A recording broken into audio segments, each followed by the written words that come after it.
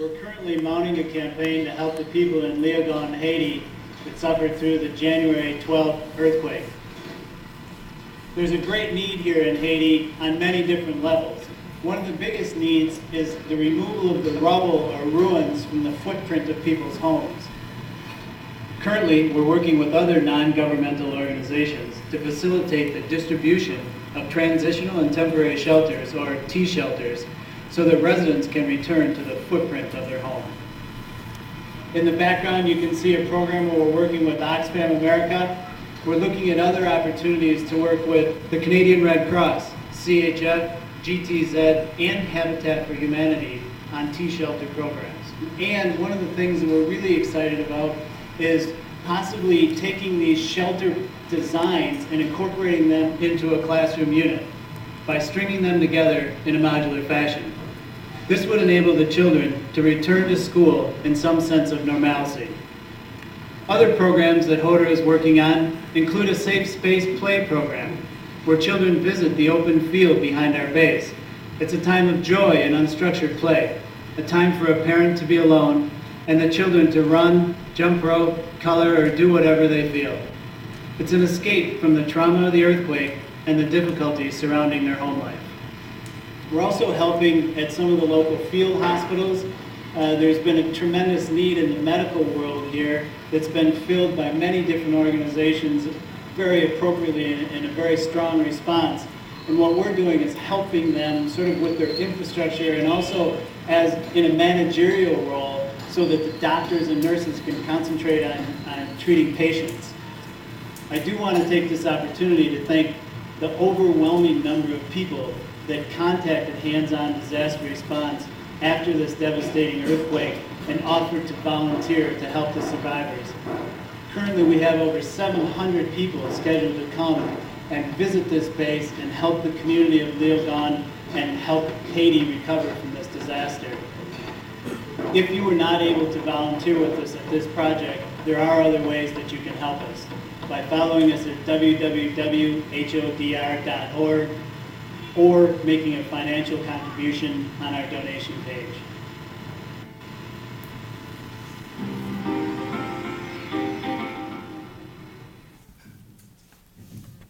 So as you can see, there's a huge need. What I worry about is that Haiti becomes yesterday's news really quickly, and the need is going to extend out over many years. And it's going to take volunteers like Dave and Tim and hopefully some of us to continue to help Haiti over time. Dave is going to be traveling to Haiti, so I wanted him to just talk about that for a minute. His upcoming trip. Sure, yeah, I leave, as some of you know, I leave April 6th. I'm only going for 10 days. People go for as much time as they have. Some people will have a week of vacation or 2 weeks of vacation. They go for that.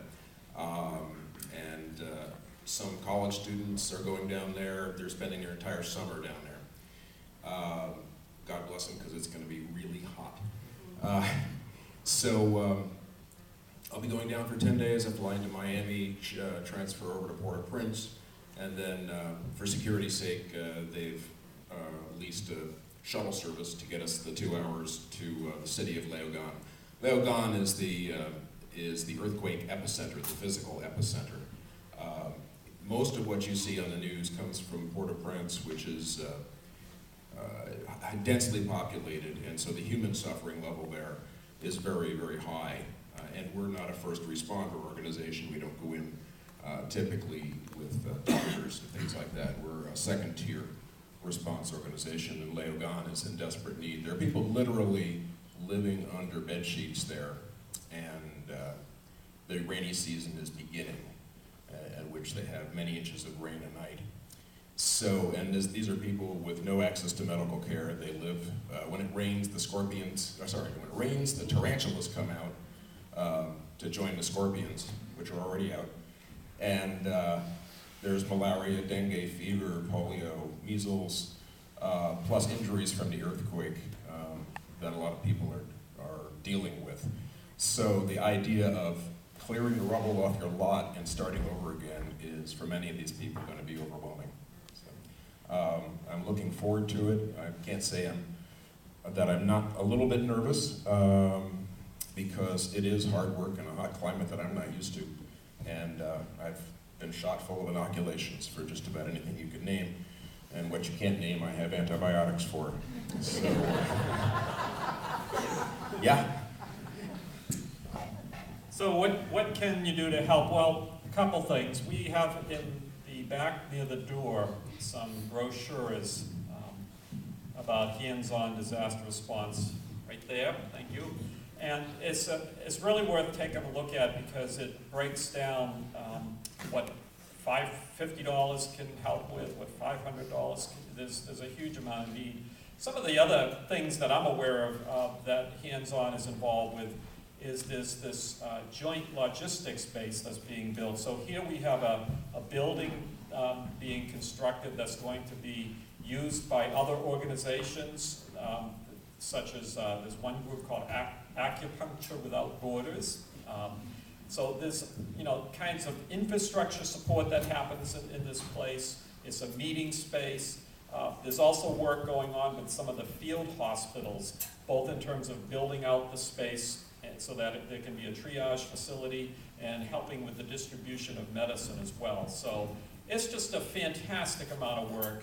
I'm really glad for Dave and Tim to be involved, and I'm asking that everybody here be involved, if possible, to make a contribution. And in a moment, we're going to pass around a couple baskets, and I just want to ask to do what you can.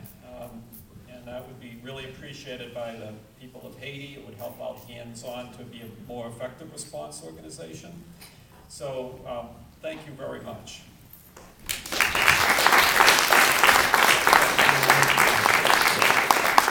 As far as donations go, the brochure in the back says what $50 does and what $100 does and what $500 does. But just to put it into perspective, hands-on really puts the money where it's needed. They support all the volunteers, they feed them, they shelter them, but in these third world countries, hands-on tries to keep that to a single dollar a day. So $1 can help one volunteer for one day. Money really goes a long way with this organization. A couple other things that you can do. Mary Ann Mayo in the back has generously been making these beautiful bracelets. Maybe we could hold one up even. They're in the, it's tough to see in the dark, but take a walk by during the break, which we'll have in a minute. Donations going to Habitat for Humanity. The other thing you can do is eat.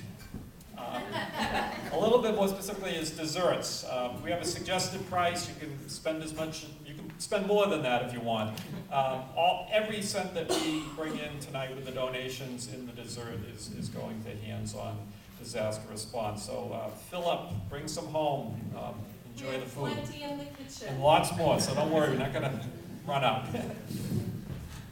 Okay, so what we're going to do, just to give you the rest of the flow, we're going to have a little transition where Namaste is going to come up and play another song, and we're going to pass the collections. So this is a good opportunity here if you'd like to get up and get some dessert. So we're going to have about a 5-minute section.